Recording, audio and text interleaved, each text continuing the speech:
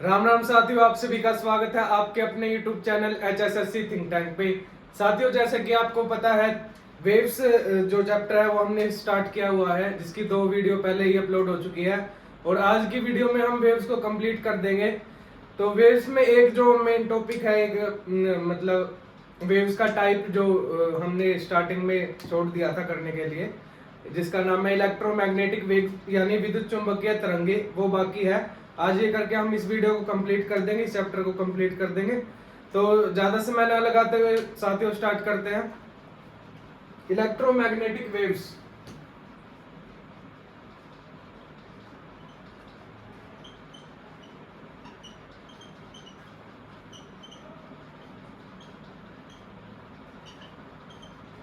Electromagnetic waves को हम बोलेंगे विद्युत चुंबकीय तरंगे।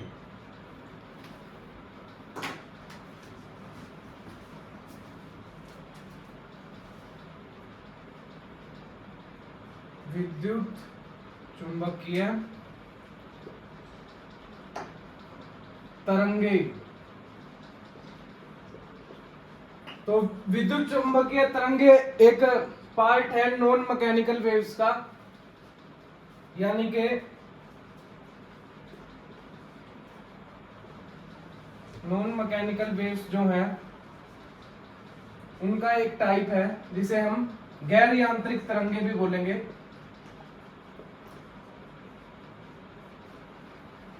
जैसे कि आपको पता है, नॉन मैकेनिकल वेव्स कौन सी वेव्स होती है जिनको ट्रेवल करने के लिए, प्रोपोगेट करने के लिए किसी भी सॉलिड मीडियम या लिक्विड मीडियम या गैसेस या एयर मीडियम की आवश्यकता नहीं होती, यानी किसी भी मेटेरियल मीडियम की जिसको आवश्यकता नहीं होती, वो कौन सी वेव्स होती है? गैर यांत्रिक तरंगे यानी कि नॉन मैकेनिकल वेव्स होते हैं। तो जो इलेक्ट्रोमैग्नेटिक वेव्स है ना, ये हमारा इसी कैटेगरी में आता है, यानी इसको ट्रेवल करने के लिए, इन वेव्स को ट्रेवल करने के लिए, प्रोपोगेट करने के लिए किसी भी मीडियम की आवश्यकता नहीं होती। तो सबसे पहले लिखेंगे हम do not require any medium to propagate, यानी इनको प्रोपोगेट करने के लिए किसी भी माध्यम की आवश्यकता नहीं होती।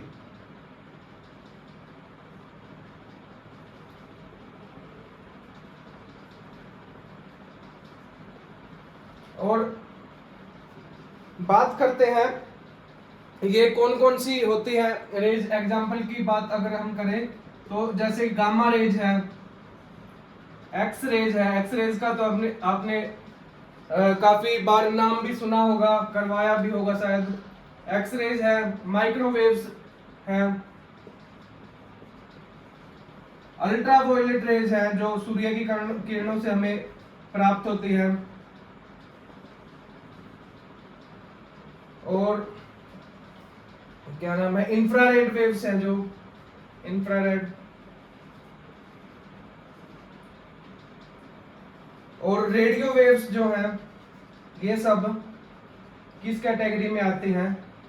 इलेक्ट्रोमैग्नेटिक वेव्स की कैटेगरी में आते हैं। इन सभी तरंगों को ट्रैवल करने के लिए किसी भी अन्य माध्यम की आवश्यकता नहीं होती। जैसे कि जो मैकेनिकल वेव्स की कैटेगरी हमने डिस्कस की थी, उनमें जैसे साउंड वेव्स थी, उनमें क्या है, किसी न किसी मीडियम की आवश्यकता होती थी, उन्हें किसी न किसी माध्यम की जरूरत पड़ती थी ट्रैवल करने के लिए। लेकिन जो इलेक्ट्रोमैग्नेटिक वेव्स है यानी कि विद्युत चुंबकीय तरंगे जो है, इनको किसी अन्य माध्यम की आवश्यकता नहीं होती ट्रैवल करने के लिए, और ये नॉन मैकेनिकल वेव्स यानी गैर यांत्रिक तरंगों की श्रेणी में आते हैं। तो अब हम इनको डिस्कस करते हैं। Gamma rays, X rays, microwaves, ultra red, जितनी भी मतलब इलेक्ट्रोमैग्नेटिक वेव्स है ना, जो हमारे एग्जाम के पॉइंट ऑफ व्यू से इंपॉर्टेंट है हमारे लिए, उसके बारे में हम अच्छे तरीके से अभी पढ़ेंगे।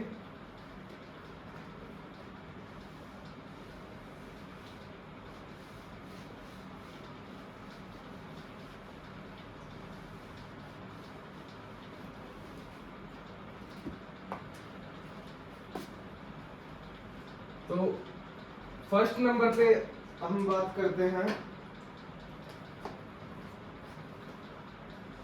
गामा रेज की। गामा रेज की बात करें तो किसने इसकी खोज की, किसने इसको डिस्कवर किया? तो वो था Becquerel and Curie. Madam Curie का आपने नाम सुना होगा और हेनरी बेकुरल का नाम सुना होगा। तो इन दोनों ने मिलकर गामा रेज को इन्वेंट किया था, डिस्कवर किया था। बात करते हैं एक्स रेज की, तो रोंटजन ने इसको डिस्कवर किया था।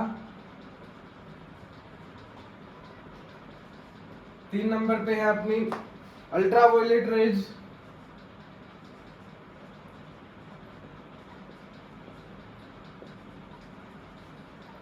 तो ये रिटर ने इसको डिस्कवर किया था।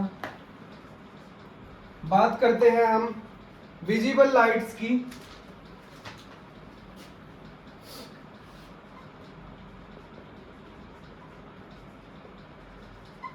विजिबल लाइट्स की खोज न्यूटन ने की थी। नंबर 5 पे आता है इंफ्रारेड वेव्स।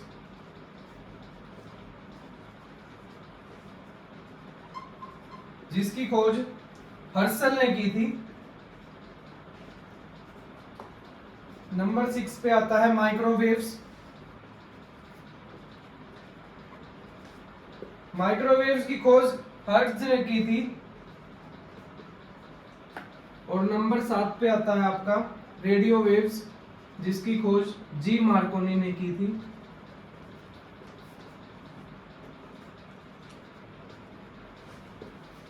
तो सबसे पहले तो इन रेज की जो ये मतलब सीक्वेंस लिखा हुआ है, ये फ्रीक्वेंसी जो है,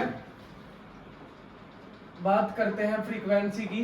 तो फ्रीक्वेंसी के ये डिसेंडिंग ऑर्डर में है, यानी कि घटते क्रम में है। यानी सबसे ज्यादा फ्रीक्वेंसी जो है गामा रेज की रहेगी, उसके बाद उससे कम हो जाएगी एक्स रेज की, उससे कम हो जाएगी अल्ट्रावायलेट रेज की, उससे कम हो जाएगी विजिबल लाइट की, फिर इंफ्रारेड, फिर माइक्रोवेव्स और फिर रेडियो वेव्स।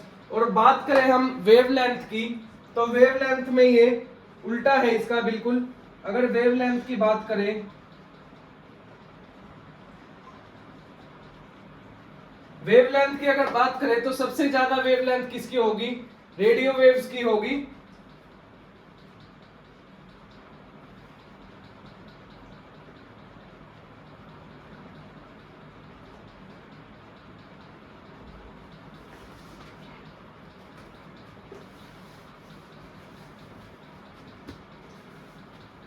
फ्रीक्वेंसी जो है यानी आवर्ती जो है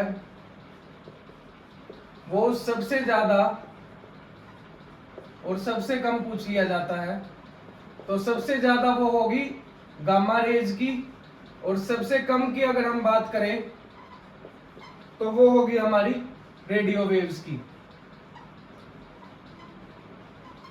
और अगर हम वेवलेंथ यानी कि तरंग दैर्ध्य की बात करें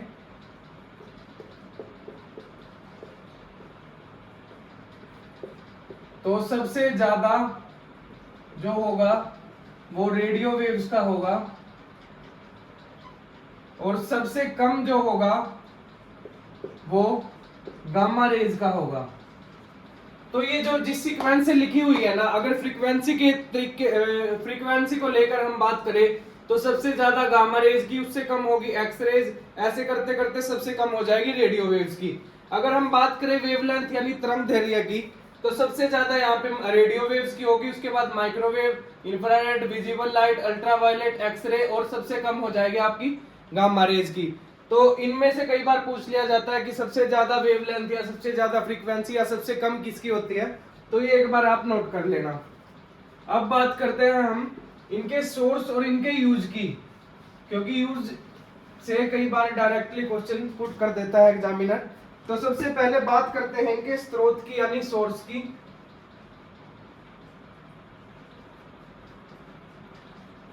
ये तो है इनके खोजकर्ता, और यहां आ जाएगा इनका स्रोत यानी सोर्स क्या है, कहां कहां से हमें ये गामा रेज है, मतलब जो भी रेज है अपनी, कहां कहां से ये हमें मिल सकती है या कहां से हम इनको इनकी खोज कर सकते हैं, प्राप्त कर सकते हैं। तो सबसे पहले बात करते हैं गामा रेज की। तो गामा रेज को यूरेनियम या थोरियम के रिएक्शन से प्राप्त किया जाता है। या न्यूक्लियर रिएक्शन की बात करें,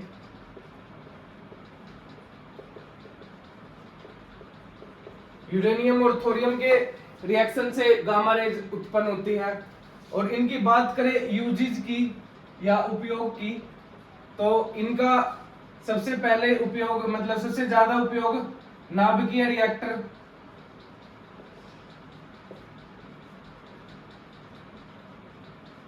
नाभिकीय रिएक्टर में किया जाता है। कैंसर या ट्यूमर के इलाज में भी इनका उपयोग किया जाता है। बात करते हैं एक्सरेज की। एक्सरेज को कहां से प्राप्त किया जाता है? एक्सरेज को हाईली एनर्जेटिक जो इलेक्ट्रॉन होते हैं उनको किसी हैवी मेटल शीट से टकरा के या रोकने की अगर कोशिश की जाए तो एक्सरेज उत्पन्न होते हैं। बात करें तो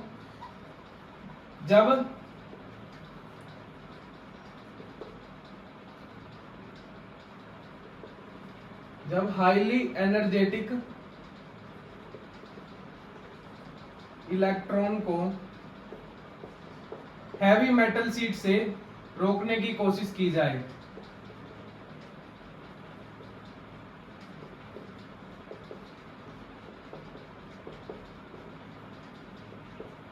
तो हमें एक्सरेज मिलते हैं। तो बात करते हैं इसके उपयोग की। एक्सरे का उपयोग कहां कहां किया जाता है? सबसे पहले तो हड्डियों की जांच में इनका प्रयोग किया जाता है।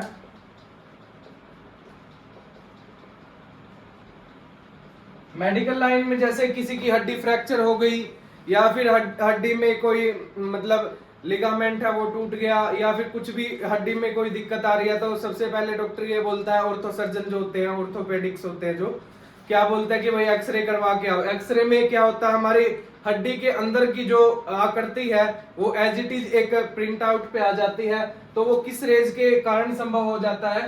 तो वो एक्स रेज के कारण ही संभव हो पाता है। तो सबसे पहले हड्डियों की जांच में इनका उपयोग किया जाता है। और सेकंड जो मेट्रो स्टेशन हो गया या बड़े बड़े रेलवे स्टेशन है वहां पर एक बॉक्स नुमा कुछ ऐसा होता है यंत्र, इसके अंदर से व्यक्ति निकलते हैं। व्यक्ति अगर अपने साथ कोई भी एक्सप्लोजिव चीज यानी कि विस्फोटक सामग्री अगर साथ में अपने रखता है तो एक्सरेज उनको डिटेक्ट कर लेती है। और एक दूसरा कन्वेयर बेल्ट होती है, एक ऐसे कुछ डिवाइस बना होता है, इसमें हम अपने जो लगेज है, बैग, सामान जो भी है इसमें रखते हैं और ये इस एक बॉक्स से पास होकर निकलता है। तो इस बॉक्स के अंदर कौन सी किरणें होती है? एक्सरेज किरणें होती है। वो जो भी मेटेलिक मतलब इक्विपमेंट अगर है या कोई भी क्या नाम है विस्फोटक सामग्री है उसको डिटेक्ट कर लेती है और बता देती है, क्योंकि उसका जो मतलब स्ट्रक्चर होता है ना, मेटेलिक जो सॉलिड स्ट्रक्चर होगा वो डिस्प्ले पे आ जाएगा कि भाई इस व्यक्ति ने अपने बैग में ये छिपा रखा है। तो इससे हम उसकी जांच कर सकते हैं कि कहीं कोई एक्सप्लोजिव या कुछ भी ऐसी सामग्री ना लेके बैग में जा रहा हो जो जनहित के लिए खतरनाक सिद्ध हो। मेट्रो स्टेशन पे हम बात करते हैं। मेट्रो स्टेशन पर विस्फोटक जांच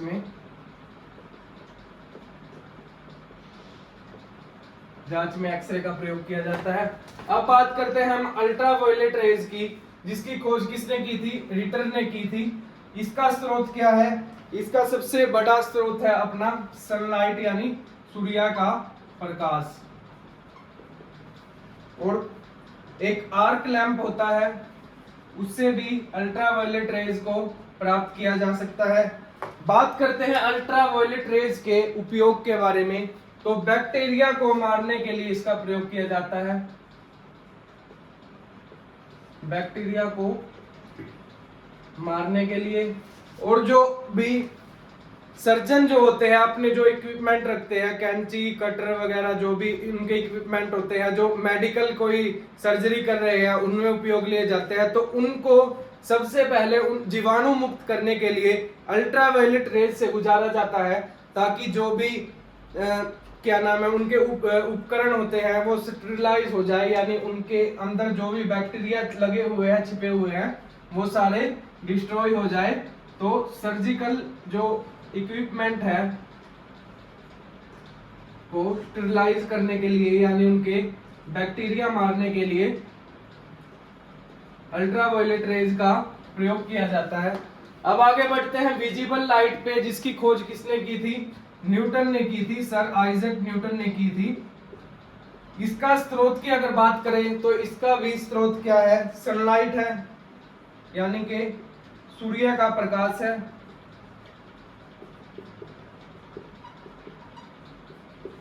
बात करते हैं इसके उपयोग की। विजिबल लाइट का प्रयोग कहाँ किया जाता है?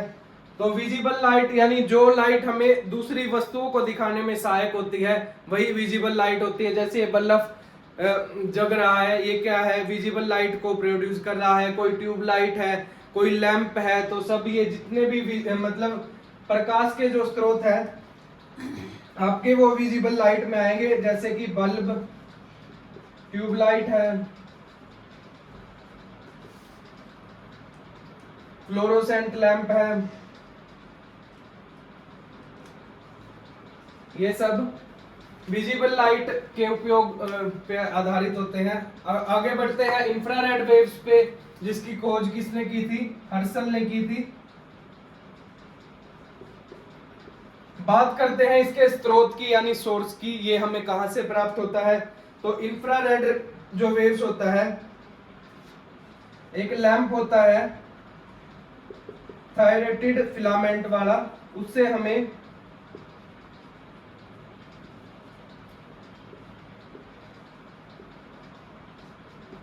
इंफ्रारेड वेव्स प्राप्त होते हैं। अगर बात करें हम इनके उपयोग की, तो इंफ्रारेड वेव्स का जो उपयोग है वो सोलर सेल,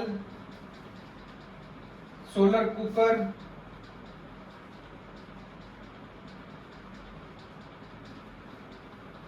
और सैटेलाइट में इसका उपयोग होता है। आर्मी पर्पज के लिए इसका उपयोग होता है।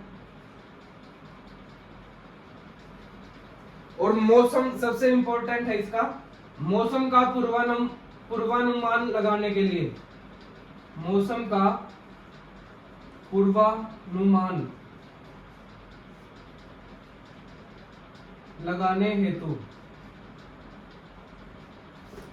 जो इंडियन मेट्रोलॉजिकल डिपार्टमेंट है IMD, यानी जो मौसम का पूर्वानुमान लगाता है, जिससे क्या होता है कि मान लो जैसे बाढ़ आने वाली है या सुनामी आने वाली है, तो उनका क्या है, पहले से अनुमान लगा लिया जाता है। और जो कोस्टल एरिया के रीजन है, जैसे कोस्टल एरिया पे जो मछुआरे रह रहे हैं या कोई और व्यक्ति वहां पे अपना निवास किए हुए हैं, तो उनको पहले ही सचेत कर दिया जाता है ताकि उनकी जान को बचाया जा सके। तो वो किस रेंज की सहायता से किया जाता है?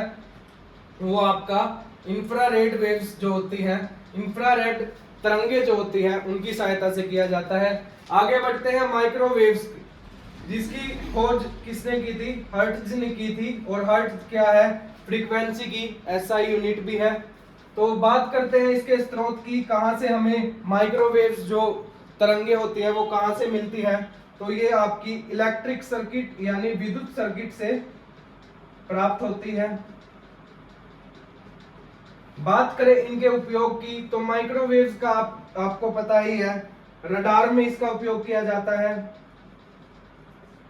रडार का उपयोग सबसे ज्यादा मिलिट्री करती है। मिलिट्री अपने जो क्या नाम है इक्विपमेंट्स होते हैं, जो बड़े बड़े जैसे क्या नाम है ये हो गए एरोप्लेन हो गए, हेलीकॉप्टर हो गए, जैसे चिनूक वगैरह जो है, उनमें रडार का उपयोग किया जाता है ताकि जो एक फिक्स रेंज क्रिएट कर दी जाती है माइक्रोवेव्स की सहायता से। अगर उस रेंज में कोई दूसरा दुश्मन का जहाज या दुश्मन का हेलीकॉप्टर प्रवेश करता है तो रडार उसको कैच कर लेता है। और रडार क्या है, पहले ही सचेत कर देता है कि भाई इस रेंज में कोई दूसरा हेलीकॉप्टर या दूसरा कोई विमान जो है वो भी पहले से है, तो आप सचेत हो जाइए। तो सबसे पहले रडार में इसका उपयोग किया जाता है।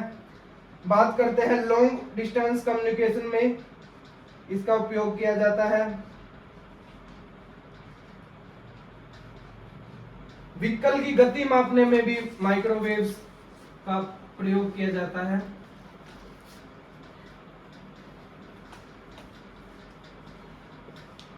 और सबसे आखिरी जो इसका है माइक्रोवेव्स एक जो किचन में प्रयोग करने वाला भी एक डिवाइस है, मशीन लगा लो, जो भी लगा लो। माइक्रोवेव्स में क्या होता है, खाना पकाया जाता है, तो कुकिंग पर्पज में भी माइक्रोवेव्स का उपयोग किया जाता है। सबसे लास्ट है रेडियो वेव्स, जिसकी खोज किसने की थी, जी मार्कोनी ने की थी। इसके स्रोत के बारे में बात करें तो यह भी एक इलेक्ट्रिक सर्किट से प्राप्त किया जाता है। बात करते हैं इसके उपयोग की। माइक्रोवेव रेडियो वेव्स जो है, रेडियो तरंगे हैं, उनका उपयोग क्या होता है, उनको कहाँ हम अपनी डेली लाइफ या में यूज कर सकते हैं। तो ट्रांसमीटर जो होते हैं, जो कम्युनिकेशन डिवाइस में लगाए जाते हैं, ट्रांसमीटर में रेडियो वेव्स का उपयोग किया जाता है। टीवी, एलसीडी, एलईडी आदि में रेडियो वेव्स का उपयोग किया जाता है। तो ये थी हमारी इलेक्ट्रोमैग्नेटिक वेव्स के बारे में डिटेल से जो हमने जानकारी थी वो पढ़ी। सबसे पहले बात करते हैं गामा रेज, फिर X rays, ultraviolet, visible, infrared, microwaves और रेडियो वेव्स। अगर बात करें फ्रीक्वेंसी की, तो सबसे ज्यादा फ्रीक्वेंसी गामा रेज से स्टार्ट होकर सबसे कम पे आती है रेडियो वेव्स पे। अगर बात करते हैं हम वेवलेंथ यानी तरंग दैर्घ्य की, तो सबसे ज्यादा तरंग दैर्घ्य रेडियो वेव्स का होता है, और ये बढ़ता बढ़ता सबसे लास्ट में यानी सबसे कम जो होता है गामा रेज का होता है। तो ये था इलेक्ट्रोमैग्नेटिक वेव्स के बारे में टोटल जो डिटेल थी। इसके खोजकर्ता कौन है, सोर्स क्या है, इनके स्रोत क्या है, और इनके डेली यूजेस क्या है, या मतलब कहाँ कहाँ ये यूज कर सकते हैं इन तरंगों को, तो ये हमने पढ़ा। अब बात करते हैं,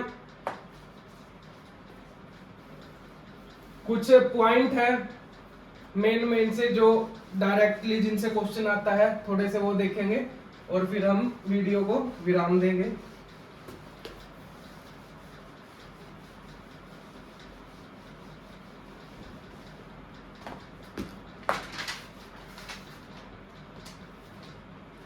सबसे पहले तो भूकंप,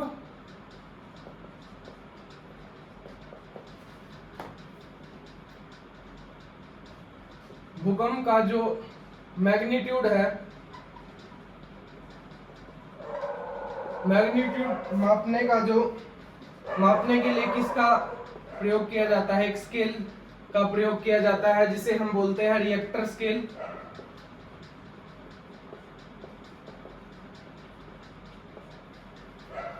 और सिस्मोग्राफ एक डिवाइस होता है जो अर्थक्वेक यानी भूकंप की जो वेव्स है ना, जब भूकंप आता है तो दो वेव्स जनरेट होती है, तो उन वेव्स को रिकॉर्ड करने के लिए जिस डिवाइस का प्रयोग किया जाता है उसको क्या बोलते हैं। तो बात करते हैं हम भूकंप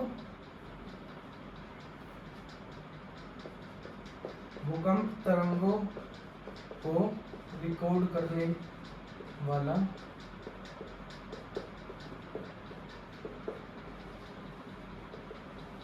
जो डिवाइस है उसे हम बोलेंगे सिस्मोग्राफ।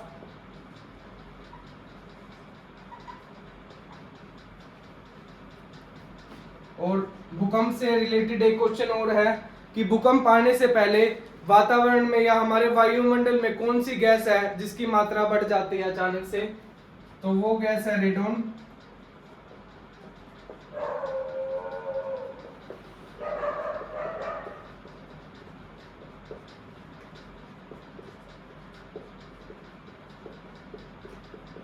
कौन सी गैस बढ़ जाती है, तो उस गैस का नाम है रेडोन।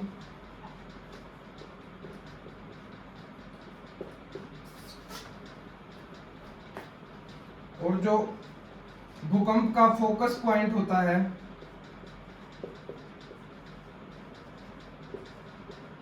यानी केंद्र बिंदु जो होता है भूकंप का, यानी जहां पे अर्थक्वेक वेव्स जो जनरेट होती है, जिस पॉइंट से जनरेट होती है और वो धीरे धीरे करके एक बड़े एरिया में फैल जाती हैं, तो जो फोकस पॉइंट होता है, केंद्र बिंदु होता है, उसके ऊपर के एरिया को हम क्या कहते हैं, उसके ऊपर के एरिया को हम एपिसेंटर बोलते हैं। ये रेलवे में आया हुआ क्वेश्चन है।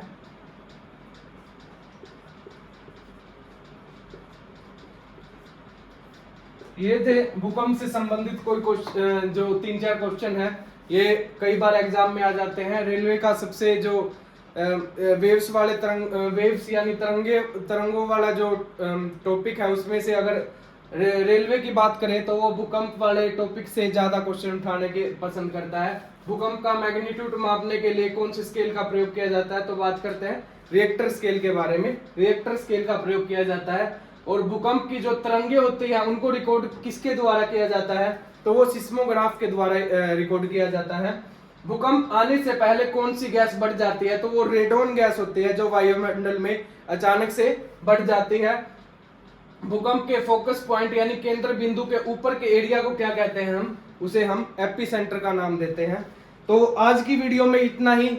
और आज हमारा वेव्स यानी तरंगों वाला जो चैप्टर था वो कंप्लीट हो चुका है। आशा करते हैं कि आपने इस चैप्टर से बहुत कुछ सीखा होगा। अगर एग्जाम के पॉइंट ऑफ व्यू से बात करें हम, तो इस चैप्टर से बहुत सारे क्वेश्चन पुट होते हैं एग्जाम में। और एग्जामिनर ये स्पेशली रेलवे वाले तो भूकंप वाले जो टॉपिक है इससे क्वेश्चन उठाते ही उठाते हैं। तो आशा करते हैं आपको ये वीडियो अच्छी लगी हो। अच्छी लगी है तो लाइक करो, शेयर करो, सब्सक्राइब करो। मिलते हैं कल अगली वीडियो में। धन्यवाद।